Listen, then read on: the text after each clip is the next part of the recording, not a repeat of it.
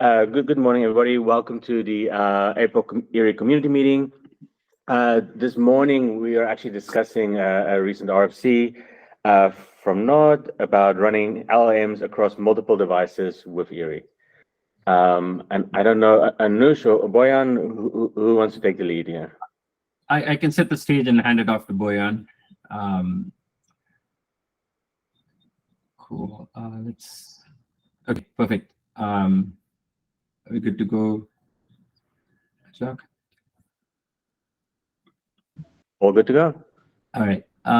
So just a high level, I think we're just starting to refine our thought process even from the last time we talked about this RFC to now.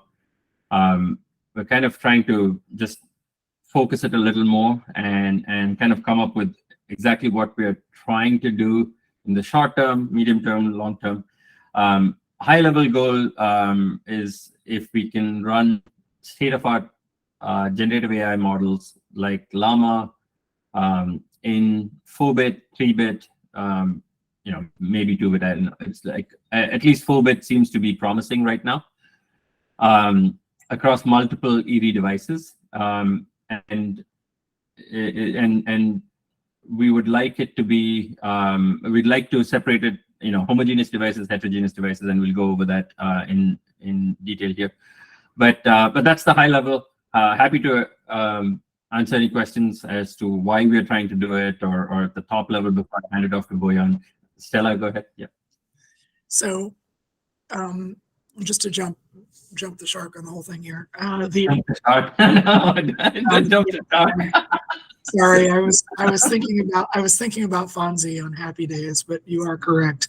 That could mean your shark as well. I think that the biggest, this RFC is got a lot of good things in it. It's almost a manifesto of an entire program that I'll be honest, like on the Google side, we have entire planetary scale systems that do some of these things. And so I'm really interested in the core platform evolving, enabling capabilities that allow these things to happen, but we need to figure out how to unpack it quite a bit, and especially like conflating things that are very model level, numerics like Int4 from distribution of IO and multi-compute stuff. It makes I'd like, the job is to figure out how to decompose the product description of what you just described into tractable technology investments that we can make it at a pretty low level piece of infrastructure. So I just wanted to level set on that. But and so one thing we added in this is like all this essay is like all boil the ocean, but then we came down to like, okay, here are the actionable potential next steps, right? And if there was something that we wanted to just say, of all of this, what can we do today? I'll start from here. It's like, can we add multiple devices in IREE in one process, right? Can we do memory map files if we're reading from there? And then, pass for graph partitioning, it may not even necessarily mean it's IREE level. It could be anywhere in the stack, right? But we wanted to try and kind of put these into like a smaller chunk, and then these themselves can kind of like become their own little tentacles.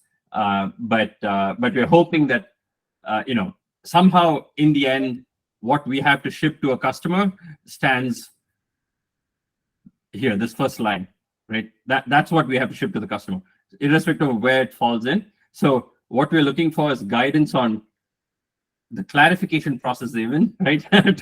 to stage it in different areas and then make it more tractable so that like end goal is this first line. That's what we want to ship to actual customers. So anything that we can do to clarify, I just want to tie the storyline back to this. But then at the end of it, it comes down to, okay, these are what we can do now or not. Can I nitpick on the TLDR a little bit? And I'm going to pull some of the words apart. Can you scroll back up? Yeah. When you say run Llama 4-bit, are you talking about inferencing and yes. a trained model. Okay, so we are talking about, running a model that is, okay, so we don't have training and gradient updates and weight distributions in all that in this and checkpointing. In the first level, no, again, we want to like keep it smaller. And that's why everything that we're mentioning down below, I want to tie it back to this TLDR so that it's like, okay, this is what we're trying to do in the short, medium term, and where does it fit? Right, and then 65 billion parameter models with 4 bits. So we've got 32 gigabytes of raw weights, and you need those partitioned across devices with how much. Yeah, it can go from what I have at hand is 24 gigabytes for the full one, but it's likely going to be 48. So if it is 48, then it may be, if we don't do 4-bit, we may even do 8-bit at 248s, right? Versus 4-bit. So there's still some flexibility in how it actually ships, but the idea is that it's more than one, and it's 8-bit or 4-bit, depending on where it is. And if we really can't do anything, then we'll ship 30 billion parameters at 4-bit. So we have to be pragmatic with what we can ship in the time frame. So that's why this kind of ties up all of that, so that we can tell you what we have to ship eventually, or what we can ship based on what these things pan out to be. Okay, and then just the obvious disclaimer, like this is a community effort. The as the IREE and OpenXLA core team, it's interesting, but we're not signed up for that product objective directly. So we would like to figure out how and if to collaborate on as we unroll it and figure out the core capabilities. Yep. I think completely understood, and I think the right way you put it is like unroll it and figure out the core capabilities. If what we want to walk away from this RFC, or it could be like those actionable items, and then like refinement of those to say, yeah, this makes sense, this doesn't make sense. This will be core, this will be what you have to do by yourself if you want to. Some sort of guidance from that perspective will give us like, okay, how we can manage, and then some sort of like, if we wait this long, we're going to have something else that comes in. That's all comes down to resources, etc. But at that level is, we're just trying to ship this in the order of months. So just the easiest kind of analysis to do, the reading the future part. So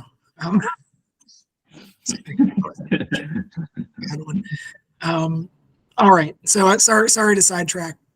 Oh no, I think this is very useful. This is I think it sets the stage cleanly as to what we're trying to do. In the end, we want to ship this in a few months.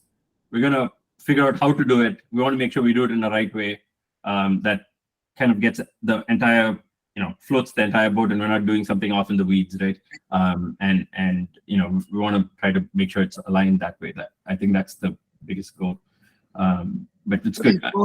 Well, let's talk about it. If you can read my hesitation, it's that we've got, my team has a fairly full docket of things to do, and we're here for consulting and also looking for adjacencies, and trying to level that. So let's dive in. Okay, cool. Boyan, you want to take it away, and feel free to interrupt us at any point. I think we want this to be a open Q&A session too. Okay. So as you mentioned, that there are like a lot of aspects of this problem. So some of them are like algorithmic, basically, for example, graph partitioning, what algorithm to use. The other one are much more tactically related to the IREE code base. So So there are several ways usually to distribute the model. There is like this tensor level parallelism, which can be broken down into data level and model level parallelism, and there is the other one is pipeline parallelism. So here we are concerned mostly with we're not concerned with model level parallelism. We assume that that at least every operation can run on the device on its own. So it kind of simplifies a bit the problem. Yeah. So I don't know how familiar you are with pipeline parallelism. So basically, the idea is to split the model into pieces that follow one after another. If you can scroll down a bit, or maybe if I can present, actually, I don't know. Yeah. So you basically break down the model into stages, and kind of each next stage depends on the previous stages. So it's a cyclical partitioning. This enables you to basically enables you to pipeline the execution, so you can service many requests simultaneously. So, for example, you get let's say one of the GPUs executing stage 2, then you can have another GPU may execute stage 1 for the next request. So I guess this is like one of the major problems is how to model this. If we want to do it inside the runtime, in single runtime with multiple devices, there is the other approach is to do it from the outside, where you orchestrate the stages using the IREE API. So yeah. Yeah. Do you have for the workload that you're working on? Do you have an algorithm or even just a way to partition it into these stages, or this is just or that's still being worked out? No, we are we haven't implemented anything, but actually, so I know that there. The llama model we don't have. Bloom we do have. So we use Bloom as a precursor, where we've done 176 billion across 16 GPUs and orchestrated at the Python level, right? So we spin up 16 IREE instances, and we did the partitioning and sharding and management of everything and validating the accuracy. And essentially, there are 16 instances of IREE being invoked, and that works okay. This is just, can we try to take the next step? But to answer your question, for Llama, we don't have it like Boyan mentioned, but we do have Bloom as a, to flush out the system pipeline stuff. But we will get Llama to do the same at some point. Yeah, but what you're describing is, does it still fall into the category of kind of SPEMD partitioning, or are you doing something fancier? No, actually, this is different because each stage runs different code. I mean, we can, I don't know, maybe you can frame it again like this somehow. I mean, if you have multiple runtimes that each, now I'd say it falls in different category. This. Right, and for the Bloom precursor, you did figure out how to partition that into something. Well, we did manual partitioning. We don't have an algorithm for automatic partitioning. So that's one of the things we would like to develop, is to automate this part. Right, but it sounds like that for Llama, or for the objective that you have, you're going to just you might manually partition that in some fashion as well. I think everything that we do at Nod, we want a manual override with manual recipes. Everything automatic is like great and like nice icing on the cake, and reinforcement learning and evolutionary algorithms. We have all of that, but you don't get paid for that. So like in the end, it has to work, right? Like we have to ship this thing, so that fancy cranky thing will crank, right? And it may work, it may not work. We don't like, but baseline infrastructure should be there so that if I just sat down and manually punched things and partitioned everything, it should just be able to do the right thing, right? That's the base minimum, and we'll use tools to automate that. Okay, thanks. Yeah, but if we can scroll down a bit more. So there are two main variants of this problem. Like they also drive like a lot of I think other problems down the line. So this is the case where you have homogeneous devices. So for example, the partitioning would be a lot easier in that case. And then you have the case of heterogeneous devices. They have different compute capabilities, memory bandwidth, like how they are. You can have like different topology of how they are connected. So this is gets more complicated. So I think as a first step, we should focus on the homogeneous case, where we, while of course thinking about the future step, so we don't shoot ourselves in the foot. And the heterogeneous one, I'll just add a quick thing because I added this late or early in the morning, the last part. But the way we are thinking of heterogeneous devices, you could have heterogeneous devices on PCIe. Like for example, I have a system with an AMD card, an NVIDIA card, and an Intel card. All of them, all Vulkan cards, and I can run IREE on all three of them. I should be able to run on all of them, but they're all connected through PCIe.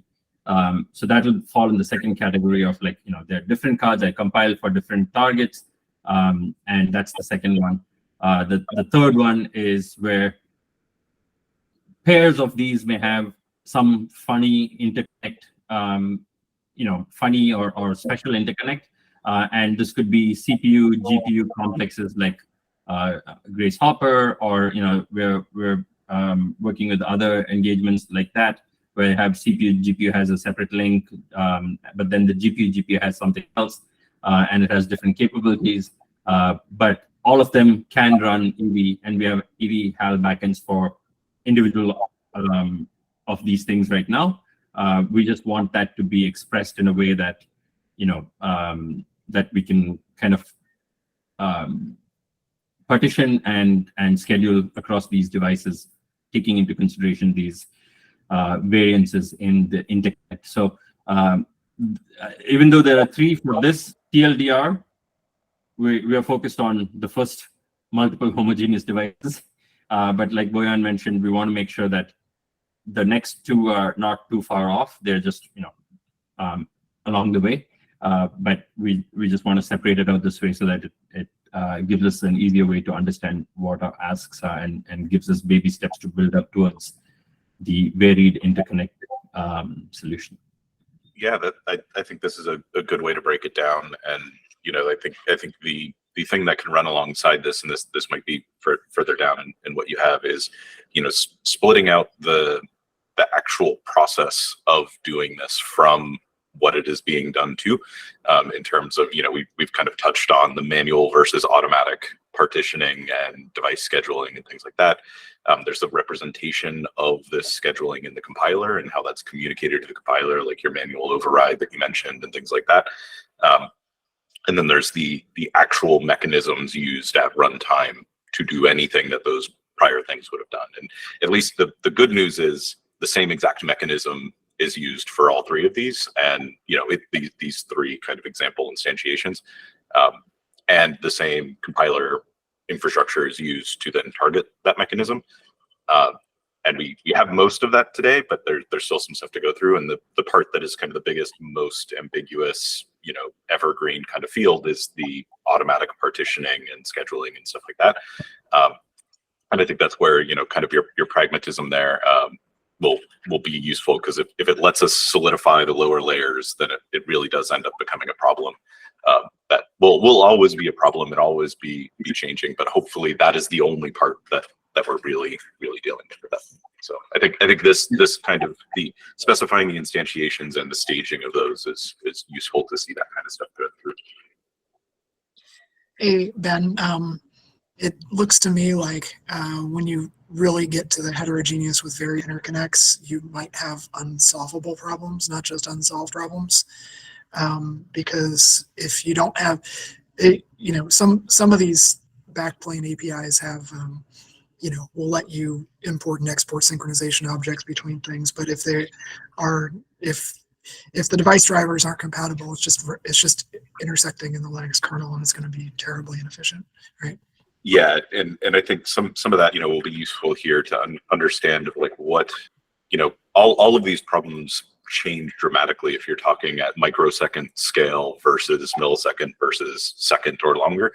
So it'd be useful. I don't know again if it's further in this document, but annotating all of these with like expected frequencies of interactions, rate of interactions, per one logical inference that you think of Lambda, how many device movements are happening, how many bytes are moving.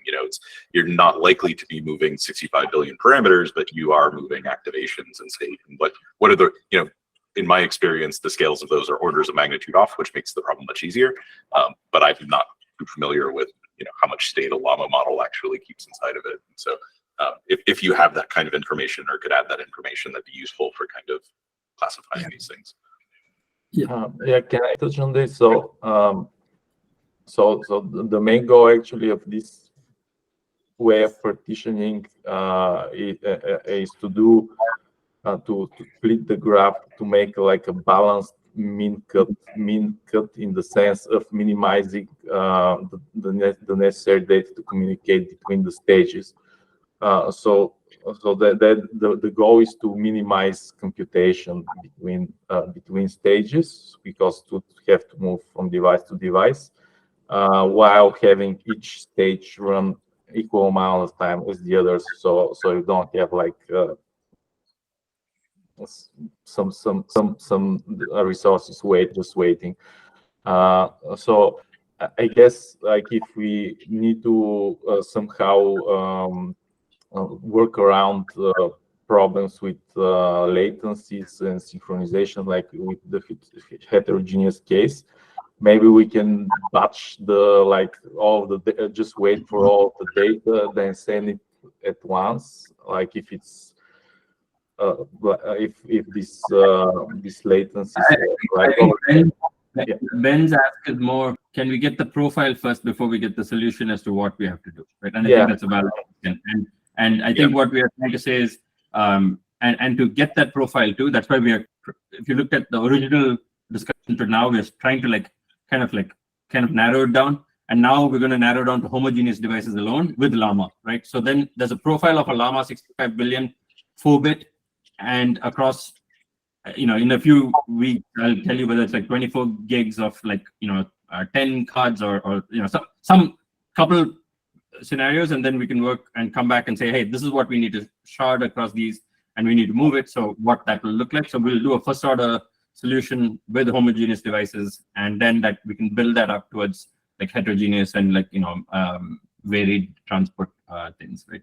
And then I think that's a good idea, because like what we'll find, that there's one of the reasons why this is still an unsolved problem is that you can often have much worse performance and get much better metrics that you actually want at the end, in terms of if memcopy is a separate DMA unit and you're not utilizing the PCI Express bus, it might be better to copy more data, because it's effectively free, if it makes more sense to compute on that data elsewhere. And but if copying data at all is you're not going to see that in your first profiles. And so I think working through it in this sense, homogeneous devices is great, because it's like usually unified address space, so that kind of simplifies a lot of problems.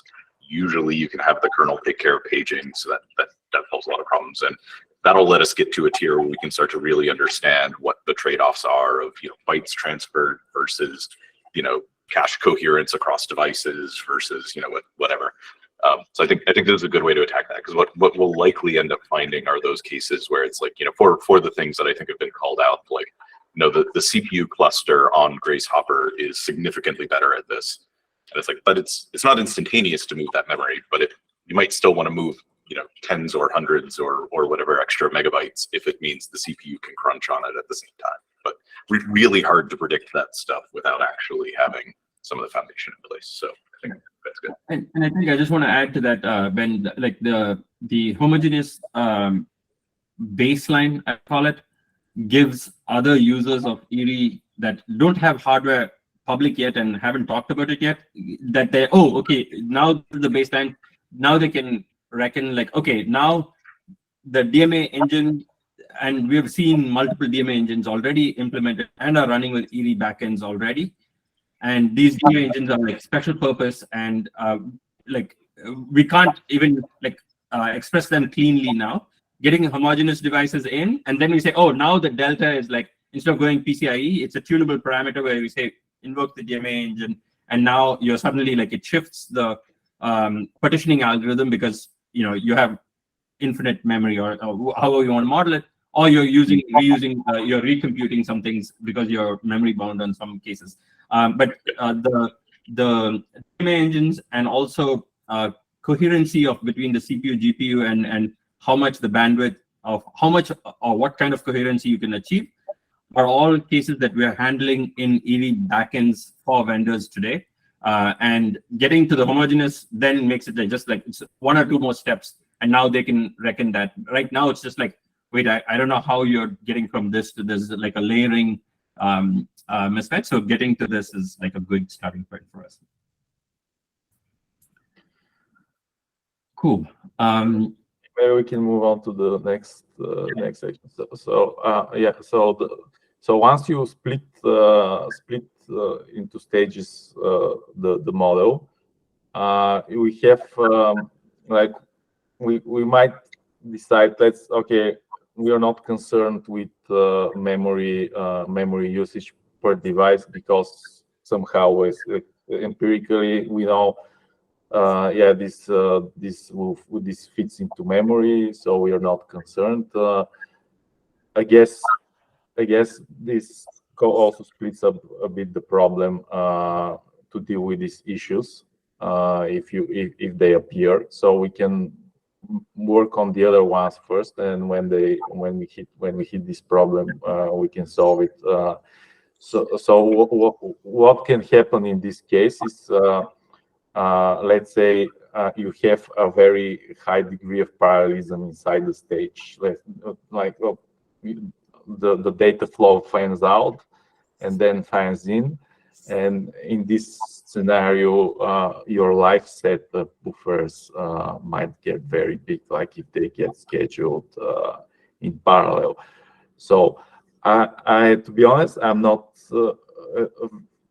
I don't understand in good detail how the scheduling in IREE works, but so there is actually one general algorithm to reduce the parallelism for any scheduler by inserting fictitious dependencies between the operations. So, and this kind of guarantees that any scheduler would not exceed this peak memory that you want to constrain the execution with. So I guess this is like also one of the more like general algorithms that can be worked in separation as the graph partitioning. So, but there is the problem there where you might end up actually not being able to reduce peak memory with that algorithm. Like if just the model is too big, you then need to resort to basically during execution of the stage just load some pieces and then evict them from device memory. So maybe we can scroll down a bit. Yeah, where is this section? Because I started to Yeah, about the memory constraints, because I started talking about it. Yeah. So this these are the yeah, this, maybe a bit down, yeah, there is a section about caching. So there are like I'd say two approaches possible here. One I call static caching, where you explicitly specify in the AIR the data movement between one the second. device. I got lost. I think I saw that that over partitioning of memory or over allocation wasn't necessary here. Yeah, I'm just saying that as a first step, we would focus on the case where we don't have to deal with this. But ultimately, if you can solve this problem by running it on more hardware, like more devices. You partition the graph more. But if you say I have this amount of devices, I really want to run this model there. Yes. Then you. I just want to tie it back to the TLDR, right? This oversubscription is not required for the MVP of shipping this. This is what we want to try to do, but not in an unconstrained fashion. We will plan it to make sure that it fits, and Llama 65 billion fits, and we'll have enough PGPUs with enough memory. But we just wanted, for completeness sake, that this is how it will build up to us, just like homogeneous to heterogeneous. We want to overlap that, and we have this oversubscribed weight prototyped in the sharded Bloom already. It just takes minutes of copying in and out, and there are hardware offloads to get from NVMe to the GPU, and we have vendor-specific extensions for that, and we have tried to play with that. That'll also need to hook in at some point when we get to, like, okay, can we do direct storage from Microsoft or the corresponding vendor equivalents of that to get the data in, but then we need to expose that data into Vulkan and into CUDA, and then continue processing. So just something to think about, as like, we just want to put it out, but then we say, hey, just like homogeneous, we're doing fully laid out, no oversubscription of weights is what we want to try to solve for first. Yeah, I think that similar to the previous ask, especially if you're touching hardware and APIs that get very little use on the stuff, characterizing them and getting really tight on what the what the expectation is, changes how you oversubscribe memory a lot. Like, that's the difference between minutes and seconds. But part of it too is that this becomes very hardware specific, very fast, very hardware and system software specific. So we need to find a way to, if you want to go here, we need to find a way to not just have an abstract discussion, but some sort of concrete, realizable thing that actually, has benefit and is hardware that is a system that doesn't just exist, in a black box somewhere. Yeah. Eventually. What's cool is, at least for this stuff, similar to the previous category, like the instantiation of the mechanism and how that might look in a model, in a pipeline driving that model, versus the primitives that are exposed by the system, I think are kind of separable, which is good. So, the same synchronization mechanisms and memory transfer we'd be using in the previous solution for multiple devices is likely the same exact stuff we'd use for this.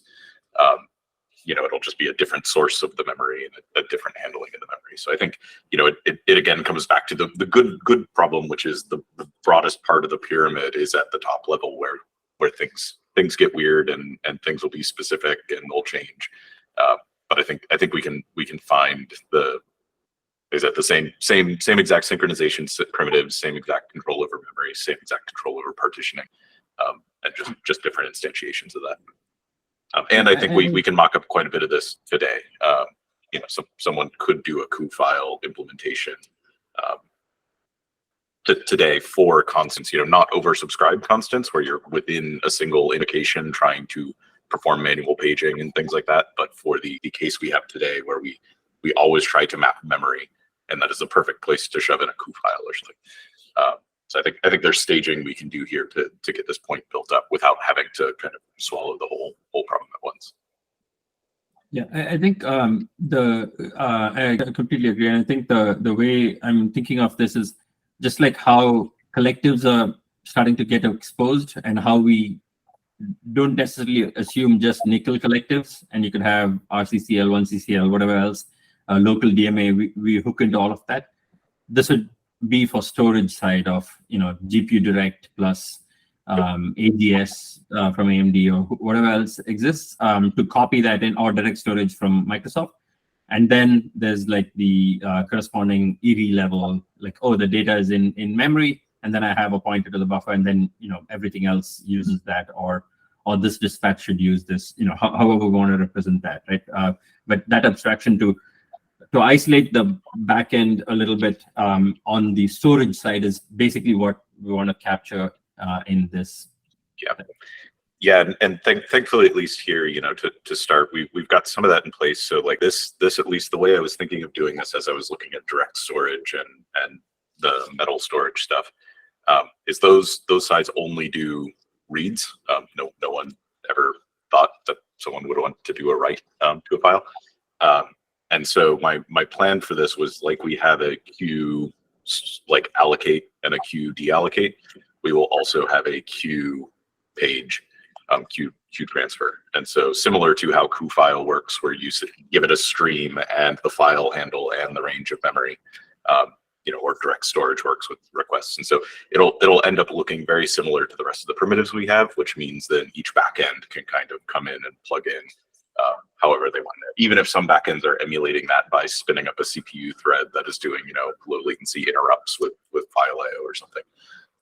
So I think what's nice is that the concept of this doesn't scare me, and I'm pretty excited about it. The concept of automatically doing that scares me, and that's again the nice part of something you can iterate on. If this is a marketing meeting, I'll start with the reinforcement-based automatic partitioning. If this is an engineering meeting, I'll start with and even for our customers, I say, hey, baseline, we build the interface, and there's a human that can type in the codes, and then the smartness will come in, and you can hook it up to ChatGPT if you want. Is literally what they can do. Right? ChatGPT's yeah, there has to be a ChatGPT angle to it, right?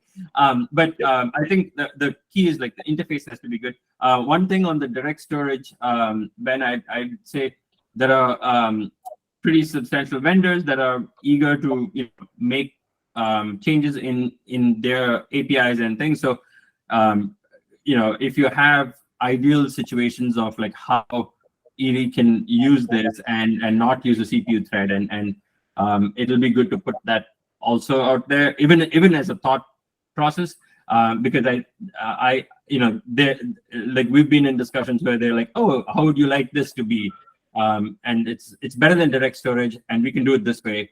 What would you like to have here? And I don't want to necessarily guide them down a path that doesn't make sense. But if you had something to say, hey, this is how the ideal situation should be, just like how you have for microkernels, you're saying, hey, it needs to be composable. It's not like a black box library that you can just come and hook in here and we don't know what to do. This is how direct storage or storage from multiple hierarchies should look. Would be super awesome for us to like go and beat the drum and get a feedback loop. That'd be awesome. I think the big thing here, you focusing on inference helps a lot, just because again, my biggest request would be writes on these APIs, and I think coup-file can do it, although I think it's like marked as like an experimental feature or something. But I think that'll be the fun stuff. But scoping it to inference makes this much easier, as all these APIs were at least on the DirectX and Vulkan side by the Metal side started for loading game assets of startup time. So it's it's a very, very minimal subset. And I do appreciate the MVP approach that was taken there. But Right. And for us, I think this gives us, I mean, there are training requests that will come next, but I just want to keep us focused on the inference of this.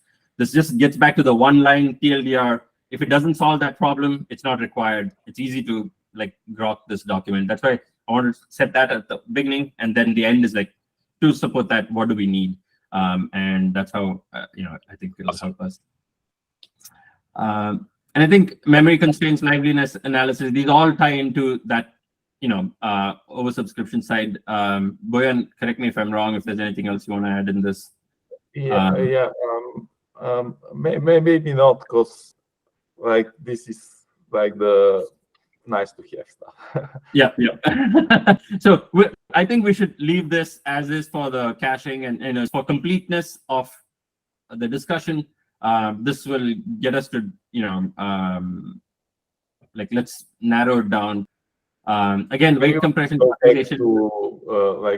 There is like the so for the pipeline concurrency problem, because you need to make sure basically that only one call executes a stage at a time.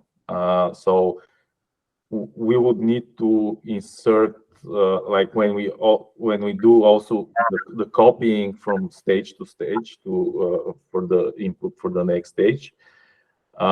We would need to also handle desynchronization, and so this is also kind of related to the problem of homogeneous heterogeneous devices. So I'm not sure like the terminology in IREE.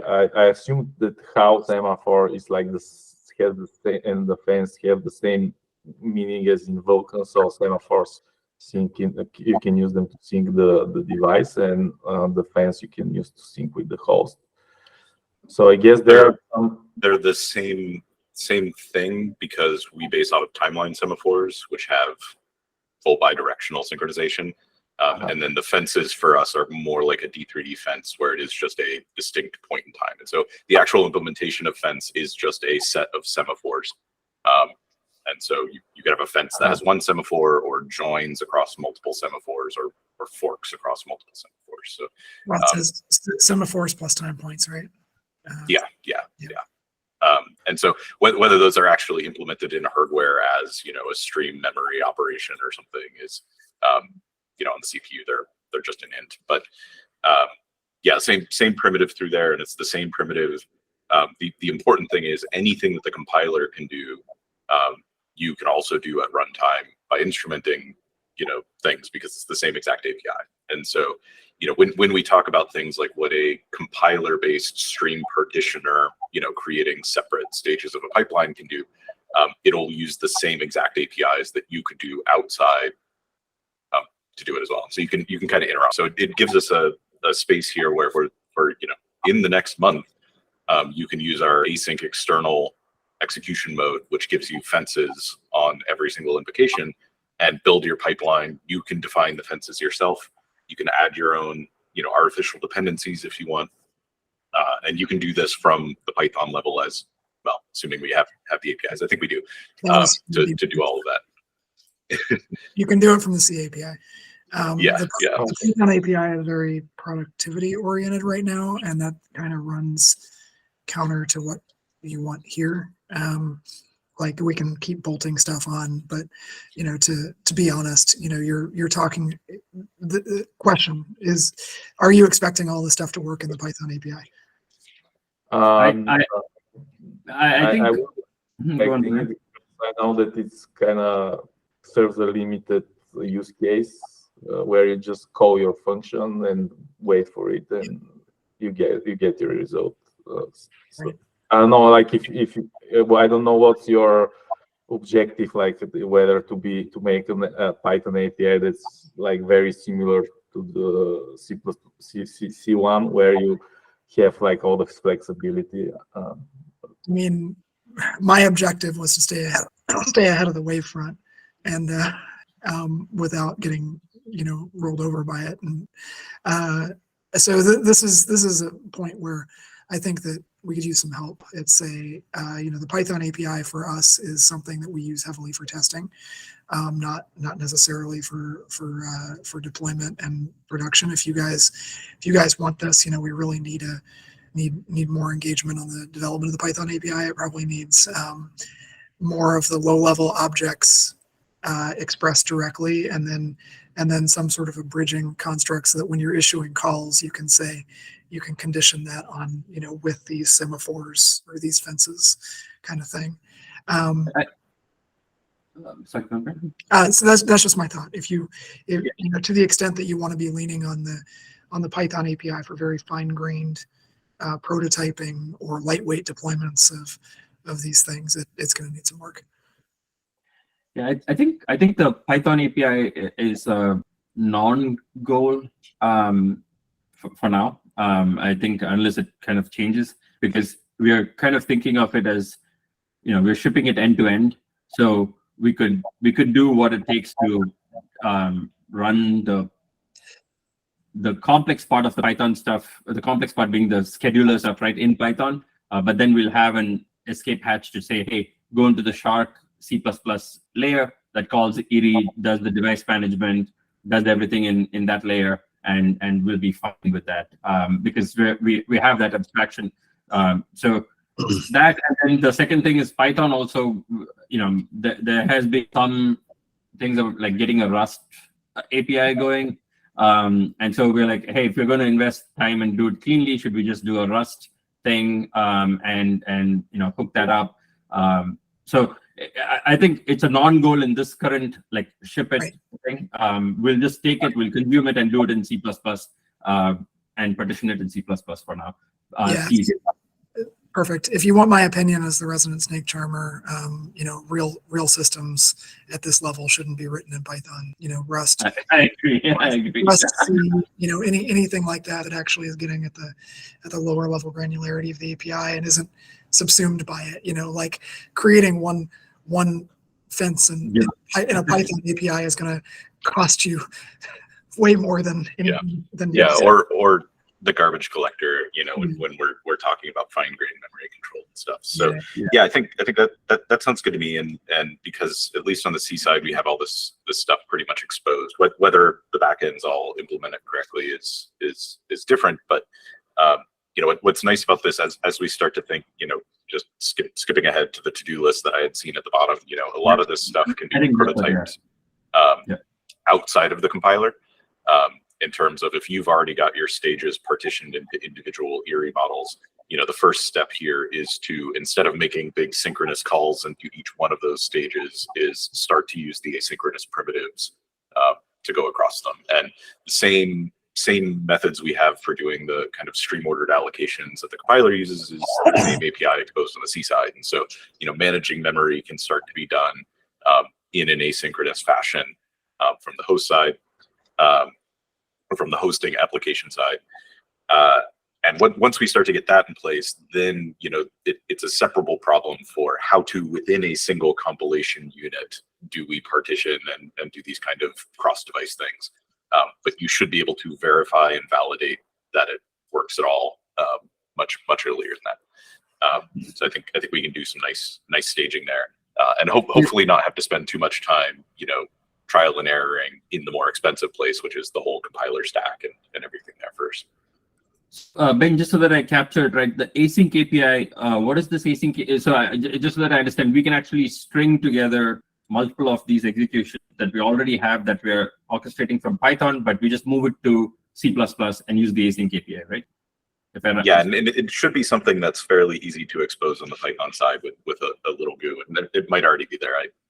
It's been a long time since I looked, but basically it's all the functions that you currently just pass inputs to and outputs and stuff. When you go to invoke an IREE, you can also give it a fence to wait before executing and a fence to signal once you've executed. So you can then, and those can join and fork. So you can set up your DAG of execution in your pipeline. And again, that's the same exact thing the compiler uses. If you look at the IR we have, you'll see like a HAL device queue execute or queue allocate or whatever. Same exact primitives that the compiler would end up using for this. So you can think of it as like kind of mocking out, what you would want the compiler to do if we did have a good partitioner that could partition across devices and schedule these things. Okay. Ben, if you have that the entry point to that async API, if you can just let me know or ping, I'll add it here so that we can. I'll get someone to move our Bloom sharded Python one to the async API is step one, right? Because that's going to give us the baseline of how this across multiple devices works, right? If you want to see this working directly, even if simply the PJRT plugin uses the async APIs completely, or nearly completely, it doesn't for a couple things that I suspect that you care about. But that the batch execute bit is executing distributed things across multiple devices with semaphores and whatnot. And then the other bit that you need to look at is there is a compiler flag that you need to specify that tells it to use the async programming model, and it generates functions that take the additional fences. I think this will probably ping you, or if you have any more. Yeah, I can get you some code pointers, just not. Yeah, if you give us this, we'll have someone to move the sharded Bloom until we get a Llama intake model. We're going to use the Bloom as the proxy, and we'll move that into this format, right? So that'll be one. Yeah, we also have, there's a custom module sample that does async, and so that's for some of these other things as we start to talk about storage APIs and stuff, where we can start to prototype some of those, because again, that'll use the same primitive of your custom call that you have, get say fence and takes a fence to signal and stuff, and so we can start to do that, and then when or where or how those manifest as additions to the core APIs is something that we can then do based on what we actually see there. So I think we'll be able to do some of that very early. So, and this can be custom fences and all the synchronization primitives can be there, right? Okay, cool. Yeah, some of the stuff that we'll have to work through here, and this is again where it'll be useful to get it going, is we have some basic import export of semaphores that if you already have an existing VK semaphore, you can give that to us. When we start to talk about multiple devices that are separate, like VK contexts and stuff, then there might, at least to start, it's something that the hosting layer would have to know of, like, here's one stage of the model on device A, and here's another stage of the model on device B.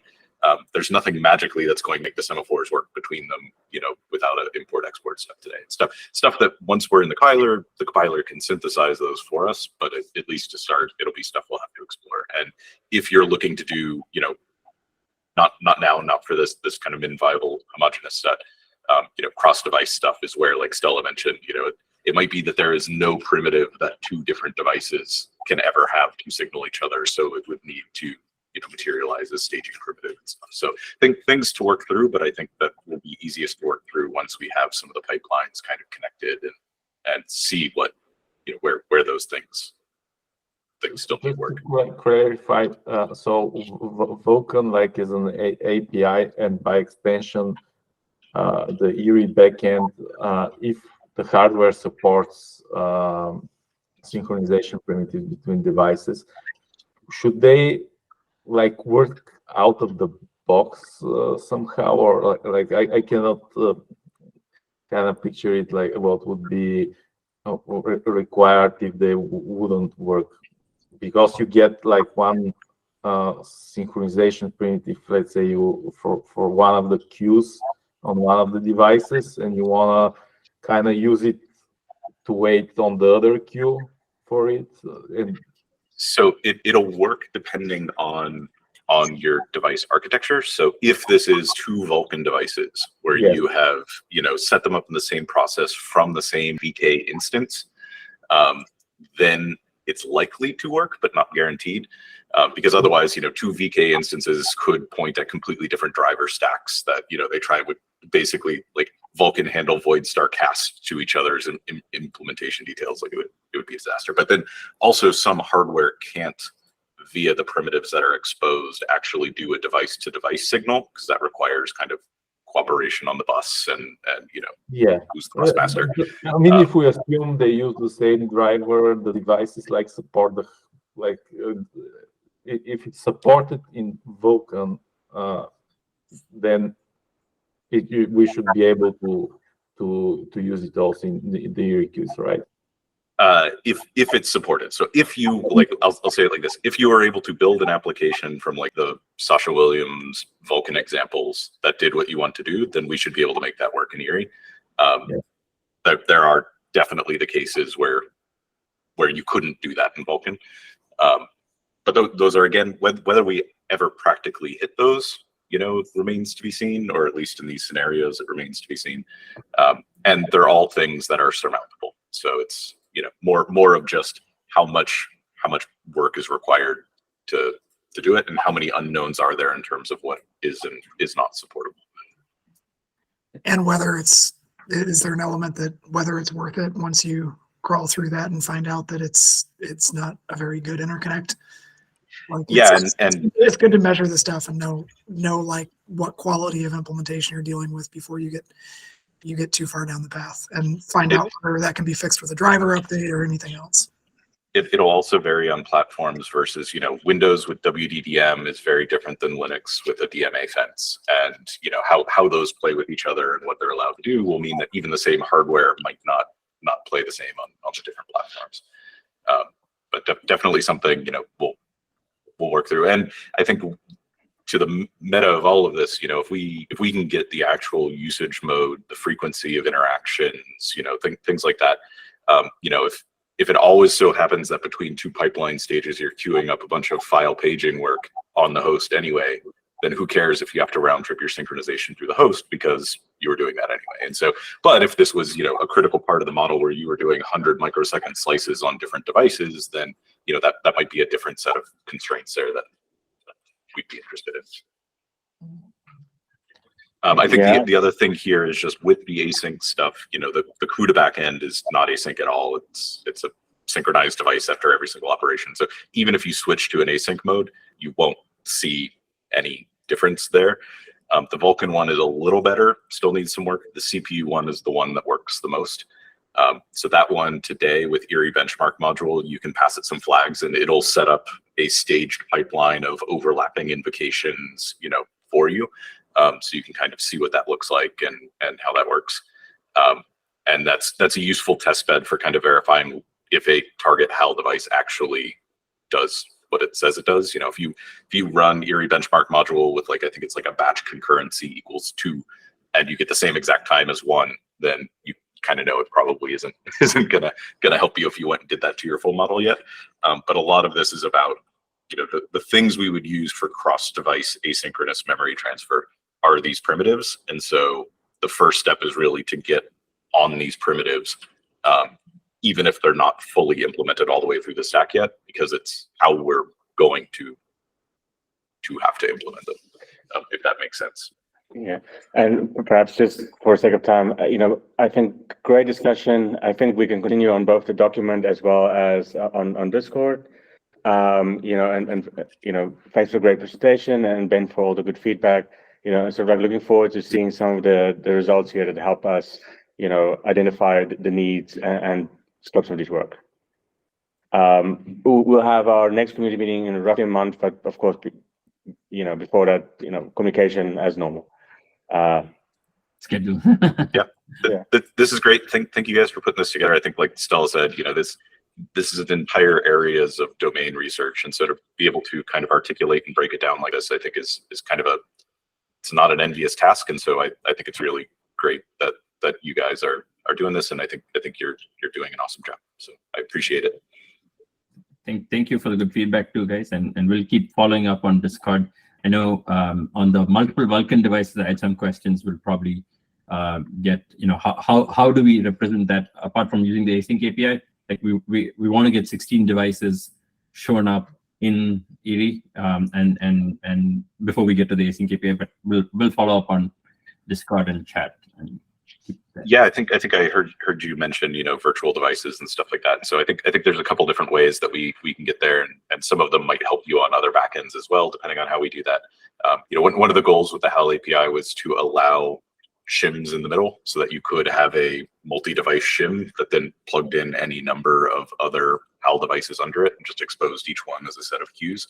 And so I think we might be able to start approximating some things like that without going full multi-top level device instances. Like when we go heterogeneous, we'll need that, because Yeah. Kind of the default assumption of the HAL is a single device at least shares an address space, even if not locality. And so for homogeneous, multiple Vulkan devices, multiple CUDA devices that are peered, we should be able to do some of that stuff in a pretty lightweight way, which is good. Yep. I think that'll definitely help, especially for the initial MVP kind of like demonstrations, that we don't have to lift the top level thing, and it's just like how you added HAL caching allocator. If we can have queues for the Vulkan side, then I think. But there's also some parts where eventually when we get to multiple different ones, then you'll be storing different kinds of Vulkans per V, etc. But that's heterogeneous, right? We don't need to worry about that right now, and multi-health and all that.